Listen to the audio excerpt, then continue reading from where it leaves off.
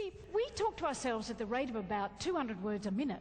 You know, we're going blah, blah, blah, blah, blah, blah, blah, inside our heads. And usually we're talking about ourselves to ourselves. And would you ever say the things you say to yourself about yourself to other people? I don't think so. I don't think you'd be looking at someone else going, "You moron! You moron! I cannot believe you did that." But that's what you say to yourself. And have you ever stopped to think about the the tapes going on in your head and how much they put you down? It's, you know, if you're coming to stand in front of a group, "Oh, is everything all right? I know I'm going to make a mess of this. I just know I'm going to make a mess of this. I'm going to forget what I was going to say. Oh my God!" And then you start sweating, and then you do look terrible. And so, you know, and you come out and you've got beads of perspiration across here because you've just worked yourself into a frenzy by going, and all you could have said was, "This'll be great. This will be great." Change it from here to your heart. Get into the peace and wisdom in your heart. See, what about this? How many go, "I'm so fat. I'm so fat. Look at that. Oh, look at that. Look at that. Fat, fat, fat, fat, fat. You're going to eat that donut, go straight to your thighs." You know, or straight to your stomach. Why do we do this to ourselves? Because we are programming that message in. See, when it comes to talking to yourself, our unconscious minds, it's a very sophisticated painting, unlike Holman Hunt. See, our unconscious and conscious minds are like a ship. And in the engine room, you've got the engine room person. That equates to the unconscious mind or the subconscious mind. And up on the bridge, you've got the captain. Now, the captain is the conscious mind. So when the captain says something on a ship, you know, it's like, "Go 4 degrees starboard." And the engine room person is below sea level. They can't see anything, so they have to go on what the captain says. So the engine room person goes, "Oh, okay then."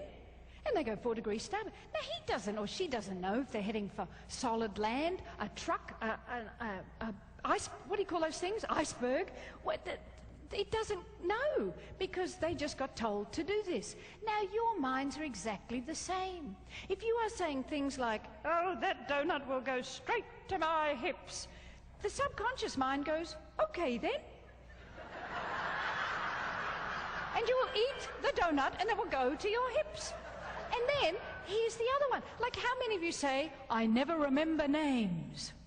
What do you realize? Up here it's going, "I never remember names." Engine room person, subconscious mind goes, "Okay then." And the next time you're in a situation where you've met somebody new, you're going to say, "Well, it was great to meet you." And the name is about to come out of your mouth, and your subconscious mind goes, "Wait, we never remember names," and sucks it off the end of your tongue. This is what's going to happen to you if you consistently say, "I never remember names."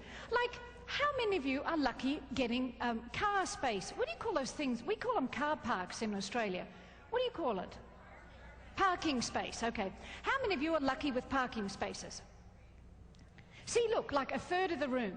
How many never get car spaces? That would be 25. How many don't even think about it? They just drive and crash into whatever's there. Well, you know, I never thought about this until I was about, I don't know, 23 or 4 or 5. And I was going out with this guy called Anton, whom I'll introduce you to later on. And Anton, wherever we would go, he would find a car space. Like, it'd be right smack in front of where we were going. Me, I would leave 20 minutes early because I think, "Oh, well, I may not be able to find a place and I'll have to walk, and so I better get there early because, you know, I usually don't find them anyway." Well, it used to drive me nuts until one day I realized I was programming that in. Everywhere I went, I go, "Oh, I'll never find a car park here. Oh, I'll never find a car park close to..." So I was never looking. And then I thought, wait a minute. Yes, I am lucky with car parking, with car spaces. Yes, I am. And I had to convince myself a bit in the beginning. But you know what I noticed? There was no kind of real magical difference. It's just that because I started thinking differently, I felt differently. And then when I was driving, I would look for the car space.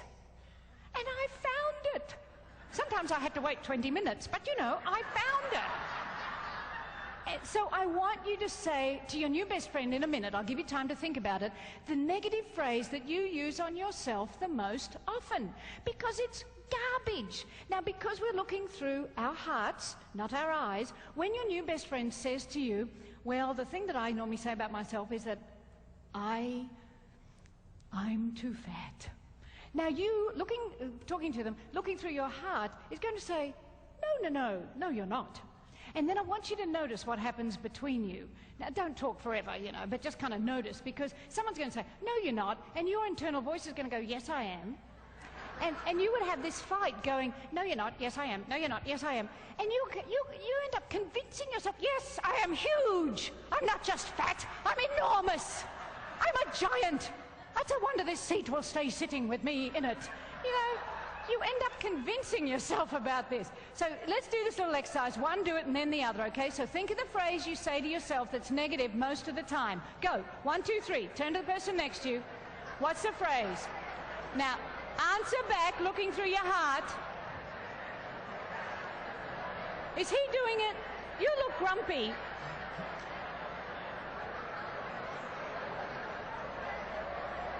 Okay. That was long enough. You didn't have to say much. Come on back. Quick! We haven't got much time. Come on back. Excellent. Now we have another exercise.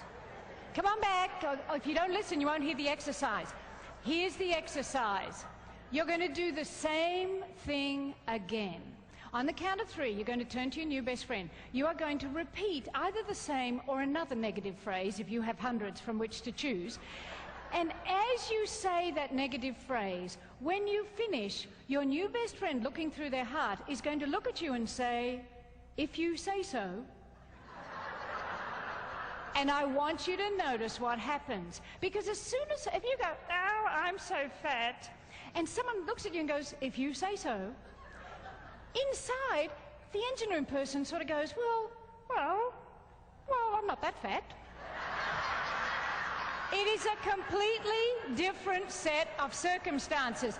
We're having fun with it, but this is so powerful. If you ever have somebody who is always saying negative things about themselves out of their mouths, don't try to make them feel better, because if you go, oh no, you're not really like that, you think you're being kind, but inside they're just justifying why they said it and becoming more and more and more.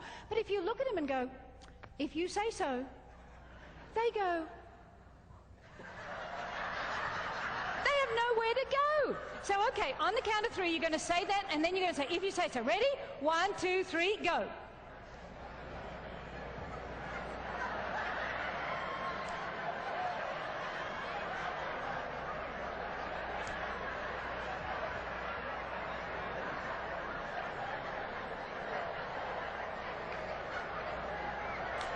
See? It's different, isn't it? Wow, that worked. You went completely red. Excellent, guys, excellent. So come on back. Was it different?